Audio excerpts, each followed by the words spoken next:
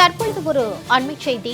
நியோமேக்ஸ் நிதி நிறுவன மோசடி வழக்கு விசாரணையை 15 மாதத்தில் முடிக்க உயர்நீதிமன்ற மதுரை கிளை உத்தரவு பிறப்பித்துள்ளது. அண்மை செய்தியில் பார்த்து வருகிறோம். நியோமேக்ஸ் நிதி நிறுவன வழக்கு விசாரணையை 15 மாதத்திற்குள் முடித்து குற்றப்பத்திரிகை தாக்கல் செய்ய ஆணை பிறப்பிக்கப்பட்டிருக்கிறது. நியோமேக்ஸ் நிதி நிறுவன வழக்கு விசாரணையை 15 மாதத்திற்குள் முடித்து குற்றப்பத்திரிகை தாக்கல் செய்ய உயர்நீதிமன்ற மதுரை கிளை உத்தரவு பிறப்பித்துள்ளது. அண்மை செய்தியில் பார்த்து வருகிறோம். பாதிக்கப்பட்டவர் முழுமையாக அறிந்து புகார் கொடுக்க பெரிய அளவில் பத்திரிகை விளம்பரம் செய்ய வேண்டும் என்று நீதிமன்றம் கூறியுள்ளது. பாதிக்கப்பட்டவர் முழுமையாக அறிந்து புகார் கொடுக்க பெரிய அளவில் பத்திரிகை விளம்பரம் செய்ய வேண்டும் என்று கூறப்பட்டுள்ளது. கூடுதல் விவரங்களோடு செய்தியாளர் சல்மான் இணைக்கிறார். வணக்கம் சல்மான், இந்த உத்தரவு குறித்தான முழு விவரம்.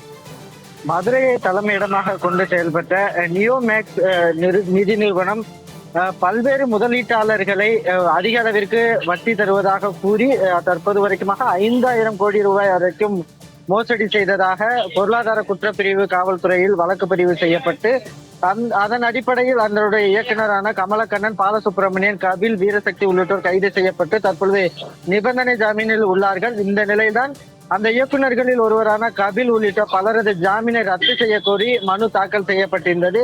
இந்த வழக்கை விசாரித்த நீதிபதி தண்டபாணி அவர்கள் நிதி நிறுவனங்கள் ஆசை வார்த்தைகள் மூலமாக வைப்பு தொகை வைத்து தற்போது வரைக்குமாக 3 லட்சம் பேருக்கு மேலாக பாதிக்கப்பட்டிருக்கிறார்கள். இதில் 11,179 பேர் மட்டுமே தங்களது முதலீட்டை திரும்ப பெற்றுள்ளனர். 10,000 கோடி ரூபாய்க்கு மேல் முறைகேடு நடைபெற்றுள்ளது. 850 கோடி ரூபாய் சொத்துக்கள் இதுவரைக்கும் வழக்கில் பறிமுதல் செய்யப்பட்டுள்ளன.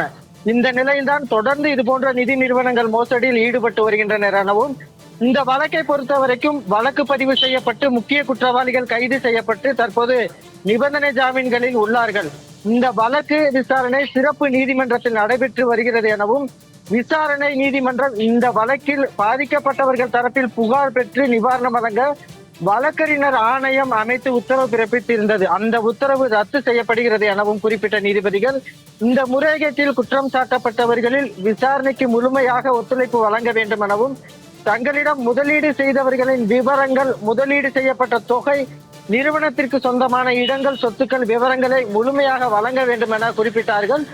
பொருளாதார குற்றப்பிரிவு காவல்துறையினர் பாதிக்கப்பட்டவர்களை முழுவதுமாக கண்டறியும் விதமாக மோசடி குறித்து பாதிக்கப்பட்டவர்கள் புகார் அளிக்கும் வகையில் தமிழக அளவில் பெரிய அளவிற்கான செய்தித்தாளில் விளம்பரம் செய்ய வேண்டும் எனவும், விளம்பரம் கொடுக்கப்பட்டதில் இருந்து 8 வாரங்களுக்குள்ளாக பாதிக்கப்பட்டவர்கள் உரிய ஆவணங்களுடன் பொருளாதார குற்றப்பிரிவை அணுகி புகார் கொடுக்க வேண்டும் எனவும் குறிப்பிட்டார்கள்.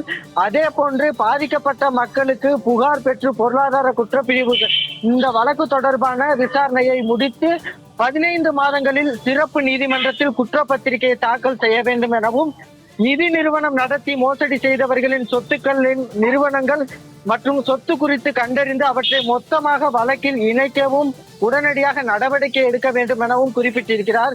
அதே போன்று இந்த நிறுவனத்தின் மீது நிரந்தர உரிமை கோருவது, அதே போன்று இது தொடர்பான மனுவை சிறப்பு நீதிமன்றத்தில் தாக்கல் செய்து அதன் அடிப்படையில் உரிமை பெற்று விதிகளின்படி அவற்றுக்கு விற்பனைக்கு அல்லது ஏலத்திற்கு விட்டு அந்த தொகையை வழக்கை விசாரிக்கும் சிறப்பு நீதிமன்றத்தில் முறையான அனுமதி பெற்று முதலீடு செய்தவர்களுக்கு வழங்குவது தொடர்பாக நடவடிக்கை எடுக்க வேண்டும் எனவும் உத்தரவிட்டு இந்த வழக்கை முடித்து வைத்திருக்கிறார்.